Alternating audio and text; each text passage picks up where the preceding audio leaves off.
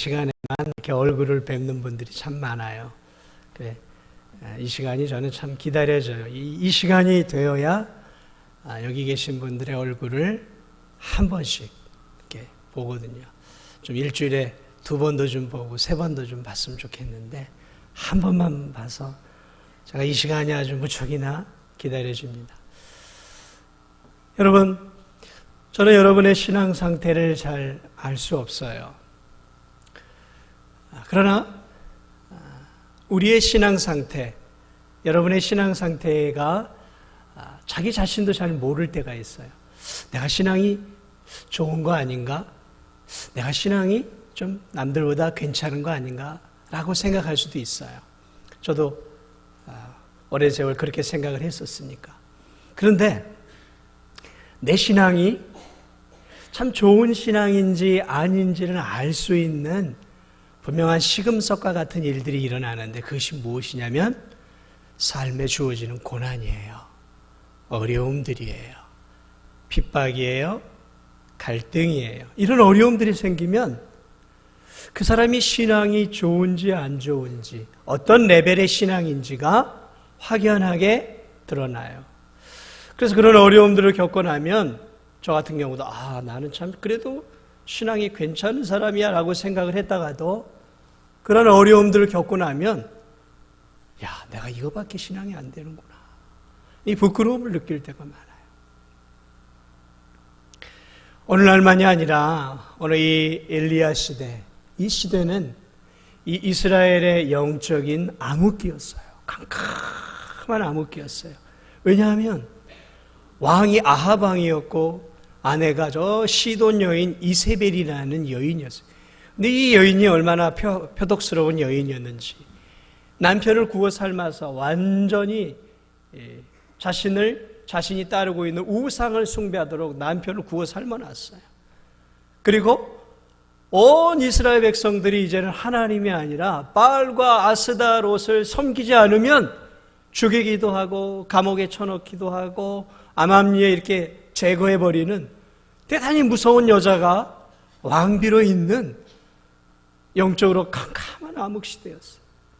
그렇지 않아도 이 이스라엘이 악한 왕들로 인해서 점점 더 약해져 가고 있었는데 이 이스라엘이 절정의 악한 시대가 언제였냐면 이 지금 엘리야가 등장했던 이 시대예요. 그 칠흑 같은 어둠 속에서 이 엘리야가 등장할 수밖에 없었어요.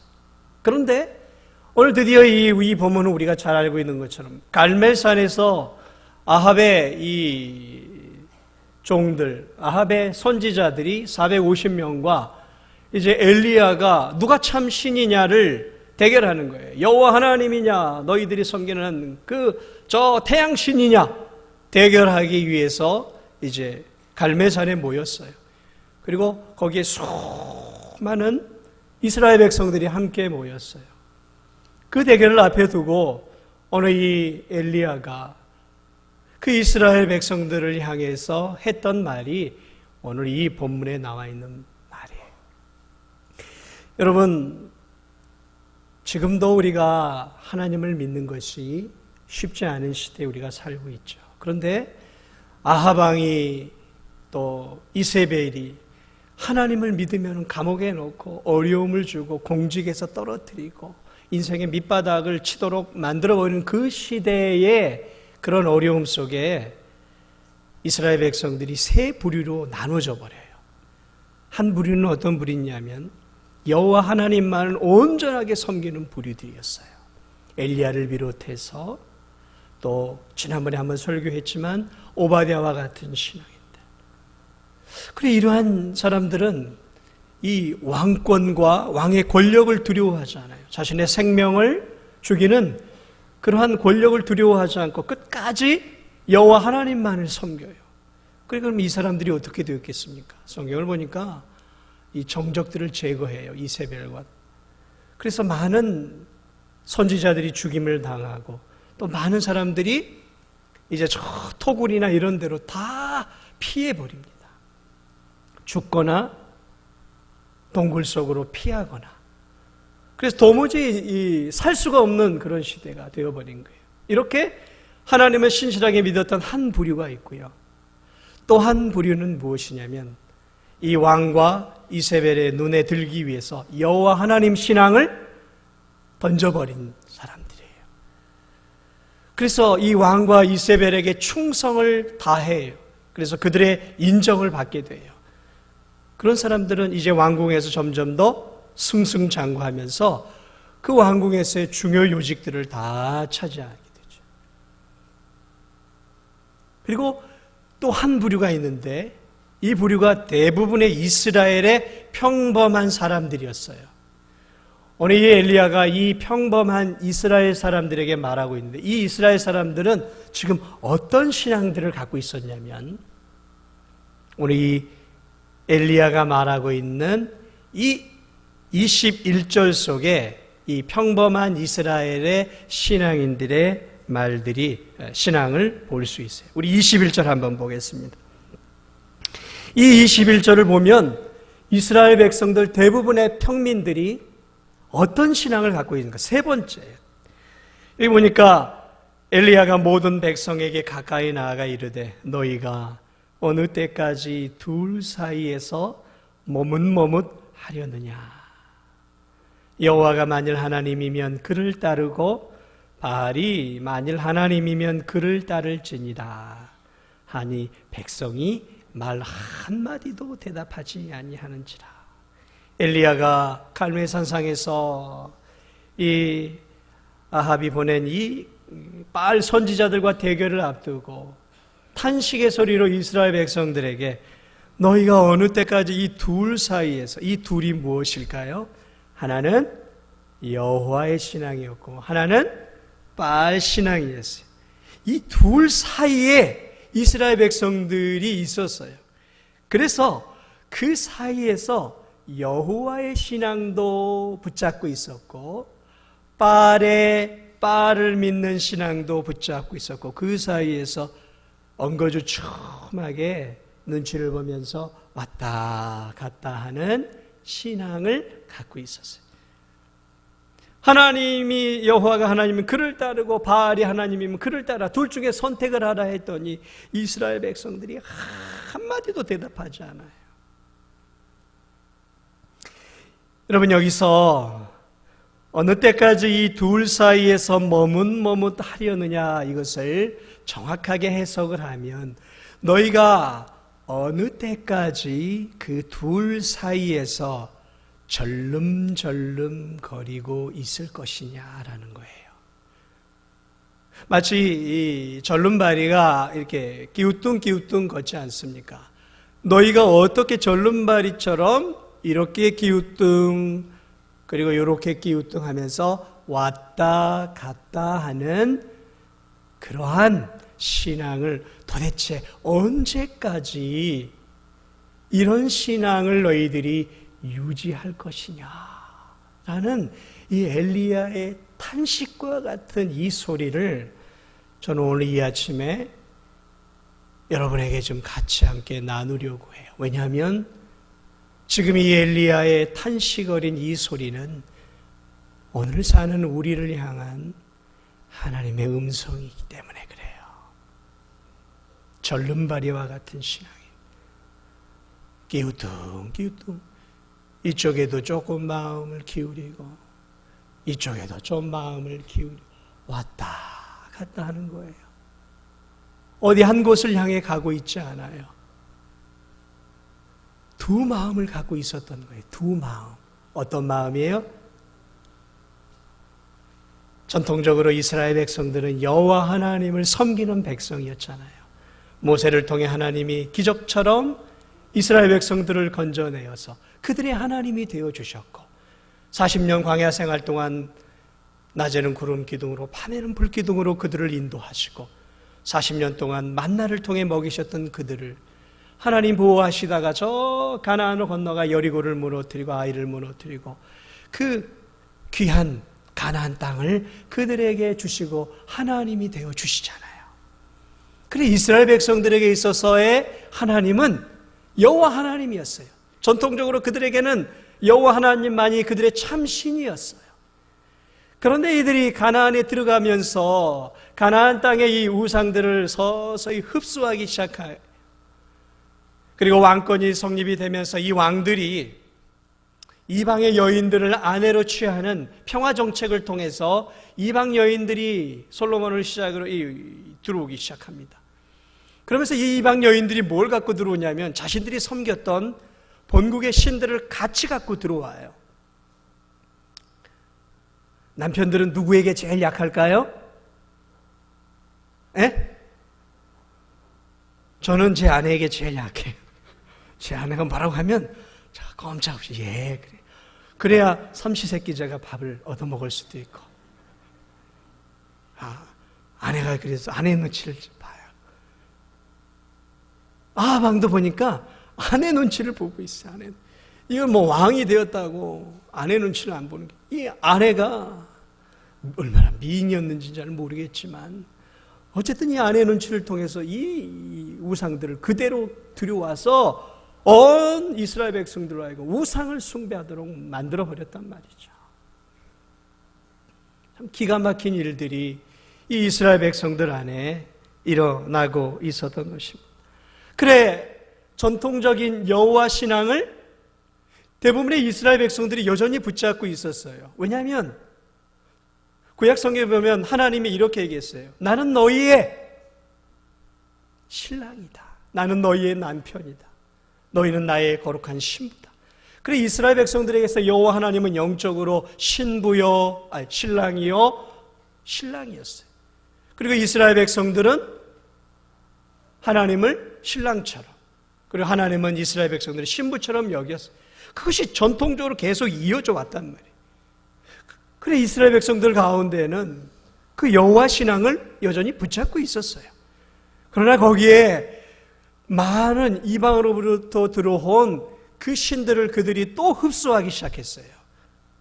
특별히 이스라엘 백성들이 사랑했던 신들이 누구냐면 바알이었어요. 태양신이었고 아스다롯이었어요. 이 바알은 무엇이냐면 빛을 통해서 햇빛을 줌으로 이 풍요를 가져다 줬어요. 풍요.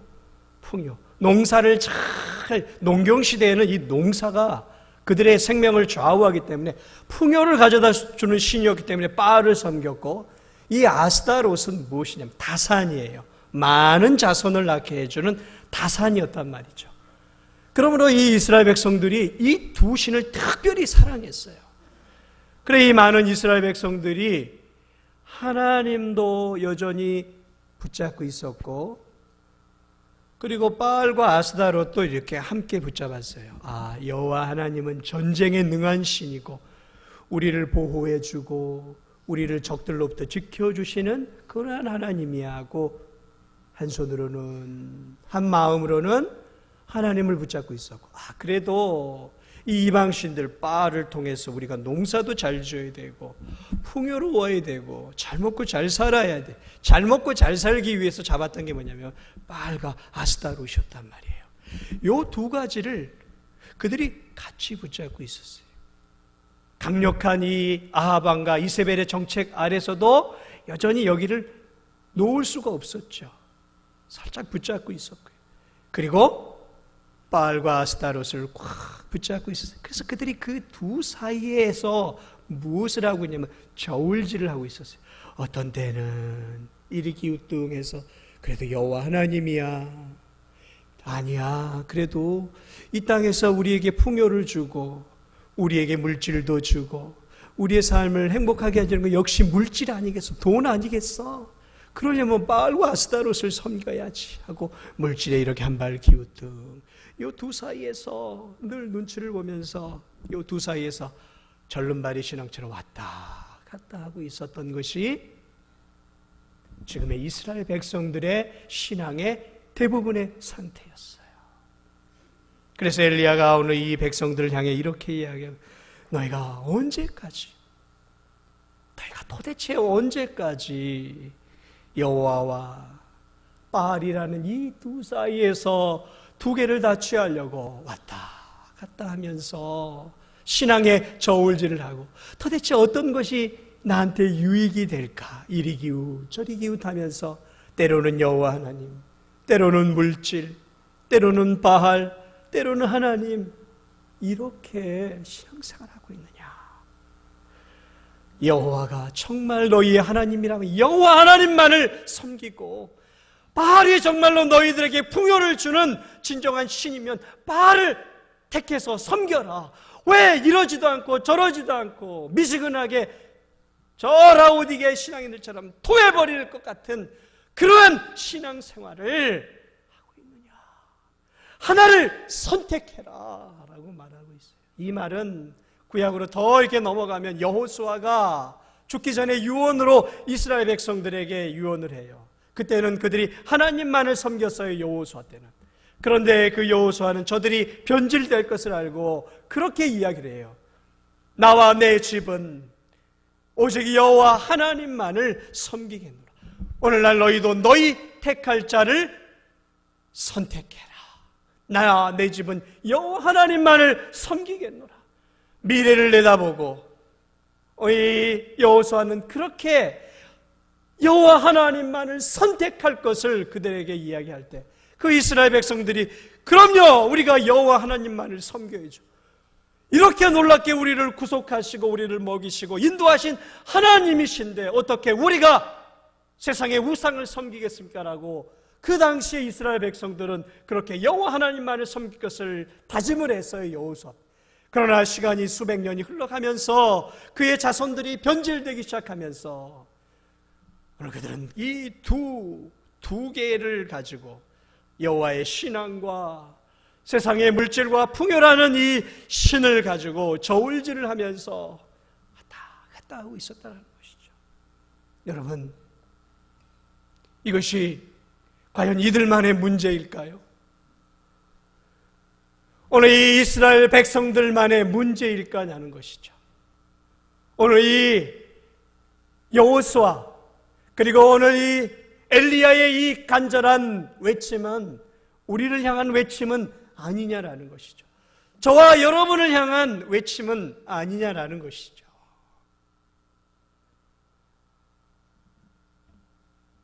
엘리야는 영적으로 유약한 이스라엘 백성들이 이젠 위선적인 신앙생활을 멈추라고 말합니다.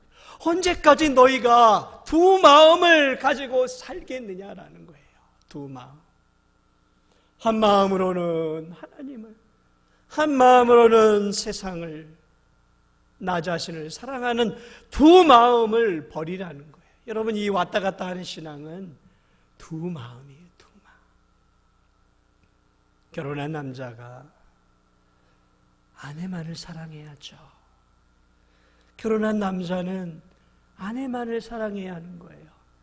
그런데 결혼한 남자가 집에서는 아내를 사랑해요. 근데 밖에만 나가면 아내 모르게 딴 여자를 만나고 딴 여자와 관계를 맺고 딴 여자를 사랑하고 있단 말이죠.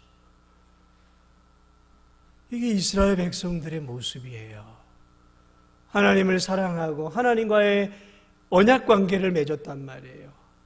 하나님을 영적인 신랑으로 모시고 살았단 말이에요.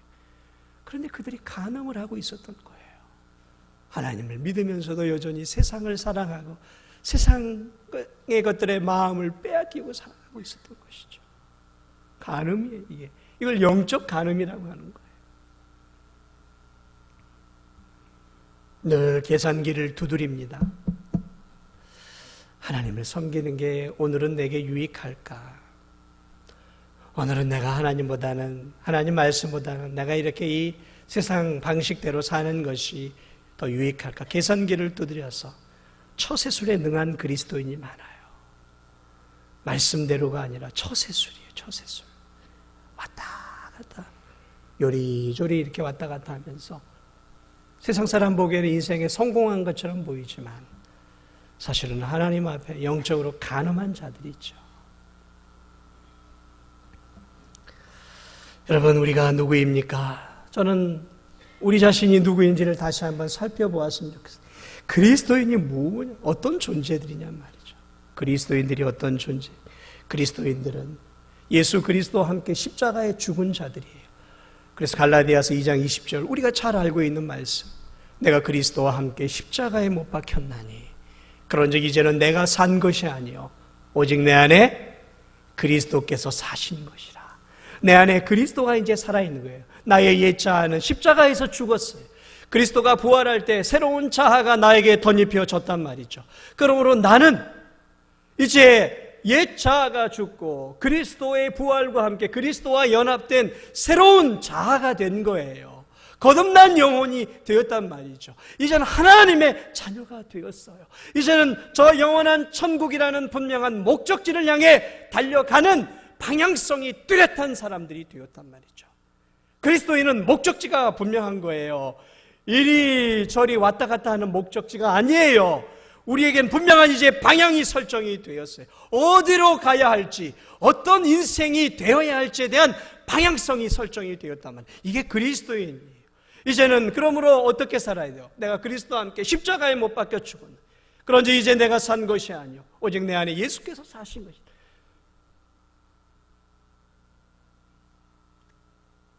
이제는 믿음 안에서 하나님이 기뻐하는 삶을 살아가는 것이 그리스도인인 것이죠.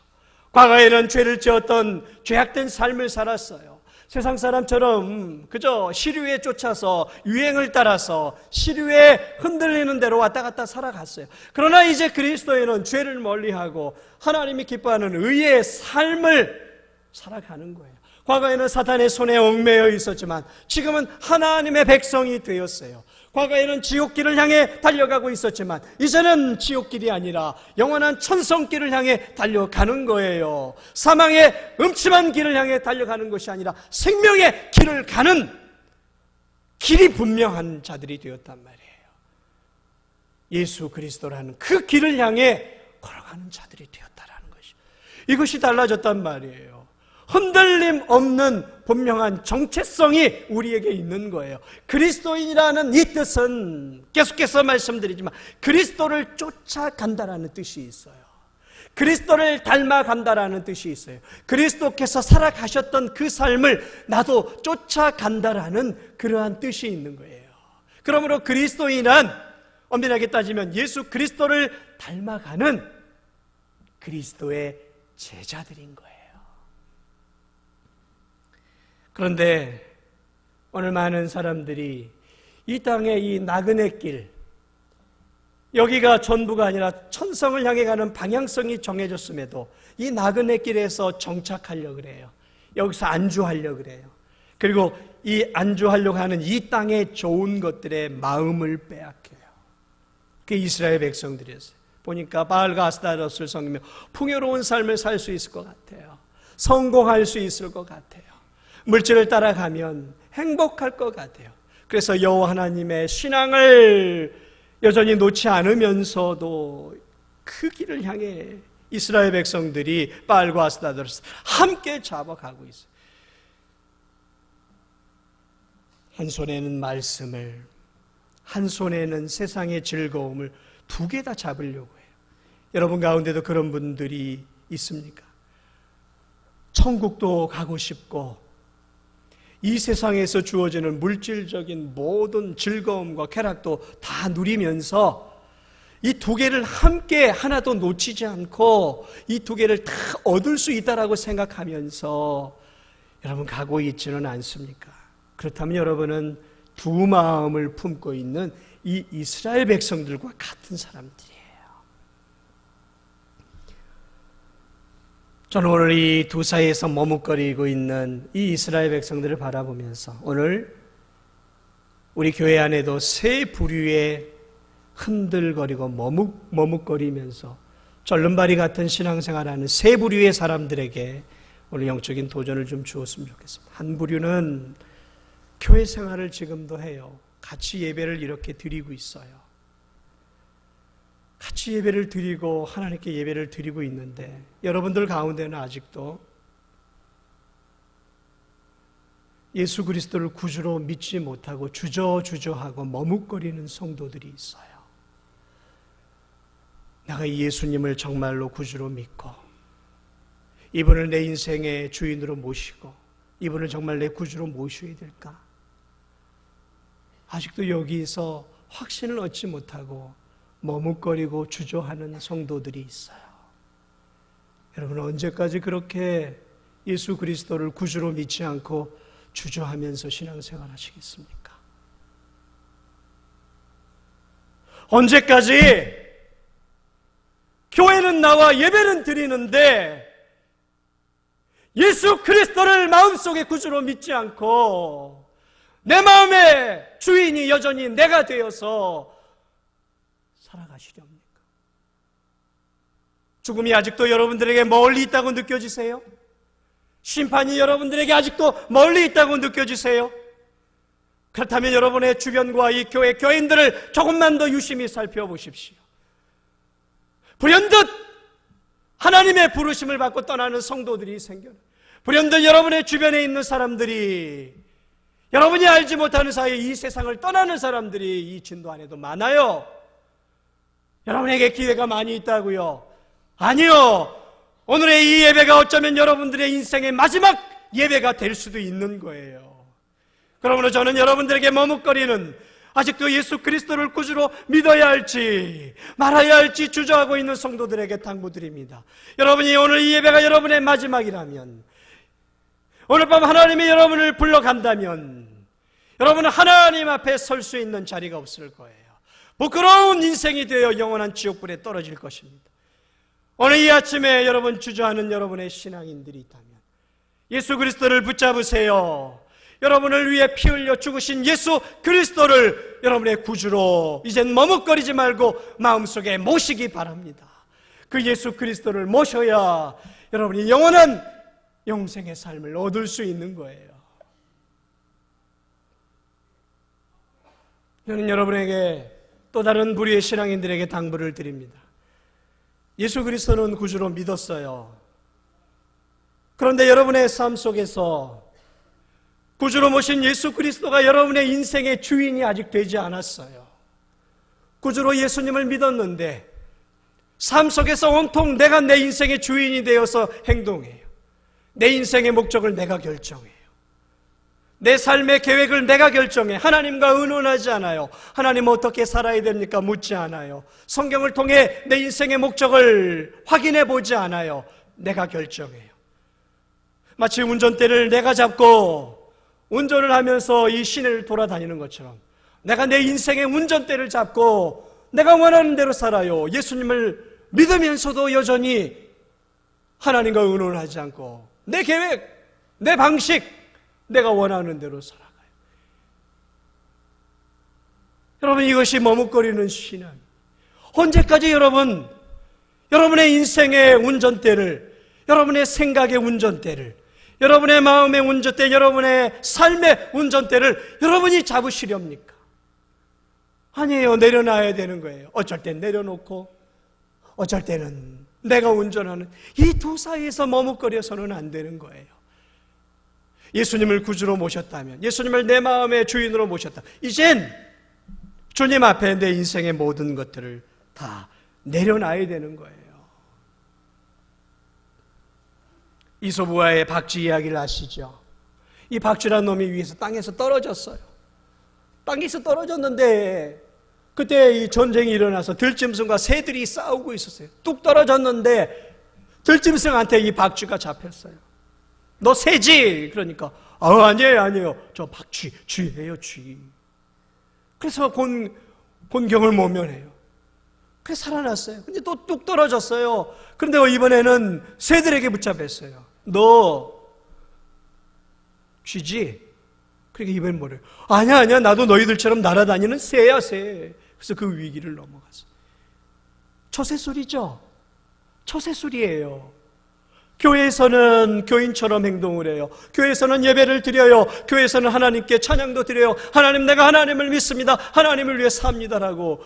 교인들 속에 있을 때는 교인처럼 행동하고 정말 진심으로 찬양도 하고 기도도 해요. 그러나 세상으로 넘어가고 직장 생활을 하고 사업을 하는 삶의 현장 속에서는 박쥐와 같이 내가 언제 그리스도이냐, 그들과 함께 한잔해요. 그들과 함께 거짓말도 해요. 그들과 함께 음담패설도 해요. 그들과 전혀 달라지지 않는 것처럼 나도 너희들과 똑같아, 이렇게 살고 있단 말이에요. 이렇게 박쥐와 같이. 처세술에 능해요, 이 박쥐가. 그래요. 그런 성도들이 세상에서 성공할 수 있을지 모릅니다. 높은 자리에 올라갈 수도 있겠죠. 승진도 더 잘 될 수 있을 것입니다. 그런데 이것이 하나님이 원하시는 삶인가요? 이렇게 처세술에 능해서 성공하는 것이 참된 그리스도인의 삶입니까? 여러분, 박쥐처럼 살지 마세요. 두 마음을 갖고 살지 마세요. 언제까지 이렇게 사시렵니까? 교회에서는 교인처럼, 세상에서는 세속적인 사람처럼, 교회에서는 하늘의 영광을 추구하고, 세상에서는 물질을 추구하고, 성공을 추구하고, 승진을 추구하고, 인정과 명예를 추구하면서 아둥바둥.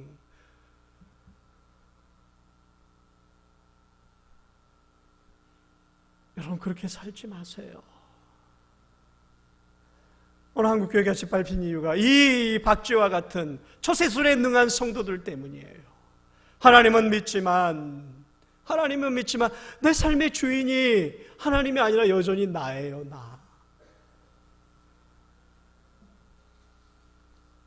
성경은 언제나 우리에게 두 주인을 섬길 수 없다 그랬어요. 하나님을 섬기든 물질을 섬기든 오늘날에 신은 물질이에요. 돈이에요. 돈을 섬기든 돈이 너를 행복하게 하면 돈을 따라가라. 그러나 하나님이 너의 영원한 행복을 보장해 줄 거면 하나님을 따라가라는 것이죠. 쫄름바리처럼 하나님도 어쩔 때 물질도 붙잡고 왔다 갔다 그렇게 살지 마세요. 그러한 신앙을 이제 내려놓으세요. 언제까지 그렇게 사시렵니까? 언제까지? 마지막으로 여러분에게 하나를 더 말씀드립니다. 이 부류는 좀 더 고상한 부류예요. 하나님을 믿어요. 구주로 모셨어요. 그리고 내 인생의 주인도 예수님이에요. 그래서 예수님 말씀대로 살아요. 예배도 드려요. 기도도 해요. 전도도 해요. 이웃사랑도 합니다. 그런데 이 사람의 특징은 뭐냐면 영적인 진보를 향해 나아가려고 하지 않아요. 이 두 사이에서 여전히 머뭇거리고 있어요. 하나님을 향해 더 깊이 나아가지도 않아요. 세상을 향해 이것이 잘못된 것을 아니까 세상을 향해서도 나아가질 못해요. 주저주저해요. 일로 가면 하나님 싫어하시지. 그 세상을 바라보면서 일로 가려고 하다가도 이거 하나님 원하시는 거 아니지. 그러나 또 하나님을 향해서 더 깊은 믿음의 단계로 가지도 않아요. 절로 가야 되는 건 알아요. 더 깊은 신앙인이 되어야 되는 것은 알아요. 그런데 그걸로 가지를 못해요. 그저 그 자리에서 머뭇머뭇거리고 있어요. 절로 가야 되는데 10년, 20년이 되어도 신앙이 자라질 않아요. 늘 그 자리예요. 예배를 드려도 늘 예배가 자라지 않아요. 그래서 그냥 주일 예배 한 번만으로도 만족하는 거예요. 좀 더 내가 예배를 더 수요일도 드리고 또 새벽 기도도 드리고 해야 한다는 거 알아요. 그런데 마음은 아는데 가질 못해요. 의지가 약해서 거기까지 가질 못하고 가야 하는데 하면서 그 자리에서 10년이고 20년이고 변함이 없어요. 예배. 너무 안타까워요. 내가 더 기도해야 하는데 알아요. 절로 가야 하는데 알아요. 이쪽으로 가지 말아야 되는 거 알아요. 그래서 세상 쪽으로도 가지 않아요. 그런데 그 사이에서 변함이 없는 거예요. 잘하질 못해요. 기도 생활을 하지 못해요. 10년이고 20년이고 늘 소망만 하고 기도하지 못해요. 하나님 말씀이 좋은 거 알아요. 이 말씀을 읽어야 되는 거 알아요. 세상의 것을 끊어야 되는 것도 알아요. 근데 하나님 말씀을 더 깊이 읽지도 않아요. 가끔 한 번씩 읽어요. 그러나 더 깊은 데로, 말씀의 깊은 데로 가지 못하고 그 자리에서 머뭇거리면서 내가 절로 가야 하는데 10년이고 20년이고 여전히 그 신앙 그대로예요.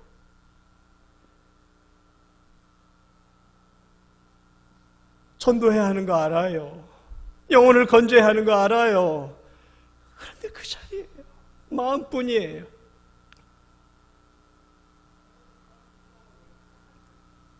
여러분, 제가 여기 와서 하나의 결심을 했어요. 제가 여기 내려오기 전에는 전도를 열심히 했어요. 성도들을 데리고 막 전도의 현장도 다니고. 여기 내려와서 이제 이 규모 있는 교회를 다 섬기다 보니까 시간도 안 나고 말씀 준비하고 여러 가지 것들이 힘들었어요.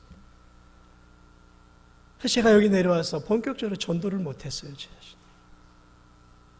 하나님 자꾸 찔림을 주셔요. 네가 앞장서서 전도해야 되지 않겠냐. 알아요, 하나님. 나 전도해야 되는 거 알아요. 저도 해야죠. 3년, 4년, 지금 5년째예요, 제가. 5년째. 전도해야 되는 거 알아요. 그런데 전도 현장에 제가 나가질 못했어요. 하나님 마음을 주시는데 여전히 절름발이 같은 신앙, 전도의 신앙생활을 살아왔던 거예요.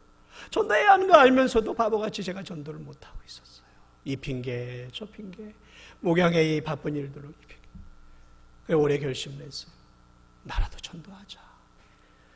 하나님이 전도하라고 하는데 언제까지 내가 이 절름발이 전도 신앙생활을 하겠냐. 하나님이 주신 은혜가 이렇게 크고 구원의 은혜가 이렇게 크고 내가 살아가고 있는데 내가 이렇게 살아서는 안 되지. 그래, 전도하자. 토요일날 11시에 전도. 어제 그래서 20여 명의 성도들이 와서 함께 전도를 하는데 얼마나 제 마음이 기쁜지, 얼마나 하나님이 기뻐하시는지, 얼마나 제 마음이 기쁜지. 주님이 그래, 네 잘했다.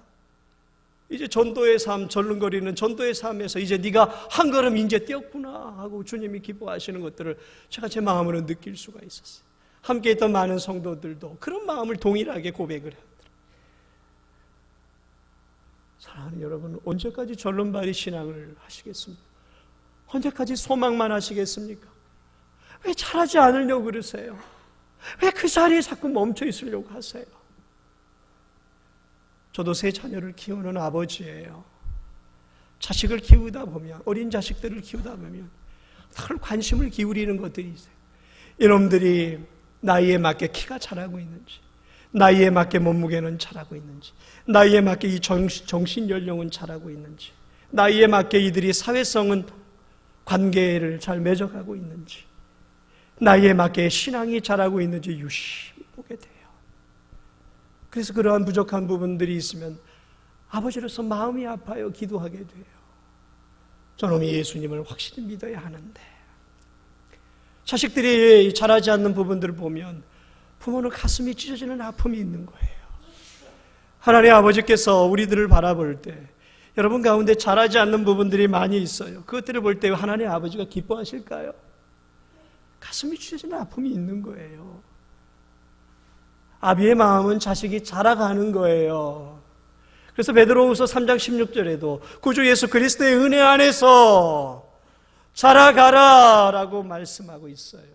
자라가라, 이것이 주님이, 아버지가 우리를 향한 말씀. 점점 더 자라가서 하나님 한 분만을 섬기고 세상의 헛된 신들을, 물질을 내려놓고 하나님 한 분만을 향해 자라가라라고 말씀하고 있단 말이죠. 여러분, 결단을 내리세요. 올 한 해는 결단을 내리세요. 내가 이렇게 언제까지, 죽을 때까지 이렇게 신앙생활하지 않겠다라고 결단을 좀 내려보세요. 그래서 한 발짝이라도 뛰어보세요. 예배 자리에 한 발짝이라도 뛰어서 이젠 예배를 주일만 아니라 이젠 주일 오전에서 오후까지, 오후에 하시는 분들 수요일까지, 기도하시는 분들도 좀 새벽도 한번 나와보시고, 성경을 안 읽는 분들은 매일매일 한 장씩이라도 좀 읽어보시고, 기도하지 않는 분들은 이제 기도의 자리에 전도를 하지 못하는 분들은 마음을, 문을 열고 한번 내가 전도의 자리도 나와보시면서 한 걸음 한 걸음 신앙의 단계에 도약이 있어야 되는 거예요. 그것이 주님이 오늘 이 엘리야 선지자를 통해 우리에게 주시는 말씀임을 여러분 믿으시고, 여러분 올 한 해에는 믿음의 도약이 있는 그러한 한 해가 되시기를 여러분 주님의 이름으로 축복을 드립니다. 난쟁이와 같은 신앙인이 되지 마세요. 자라지 않는 신앙인, 언제나 어린아이로 멈춰있는 그러한 신앙인이 되지 마시기 바랍니다. 엉거주춤의 신앙생활을 이제 멈추세요. 세상과 하나님을 번갈아 바라보는 그러한 두 마음을 품는 신앙인들이 되지 마시기 바랍니다. 한 마음, 남자가 한 여자만을, 한 아내만을, 한 아내가 한 남자만을 사랑하듯이 한 하나님, 한 주 예수 그리스도, 이분만을 우리가 온전하게 사랑하며 우리의 목적지, 저 영원한 천국을 향해 부지런하게 믿음의 길을 올 한 해 달려갈 수 있는 저와 여러분들이 되어서 우리 아버지의 마음을, 우리를 사랑하시는 우리의 구주 예수 그리스도를 기쁘시게 해드릴 수 있는 저와 여러분 되시기를 주님의 이름으로 축복을 드립니다.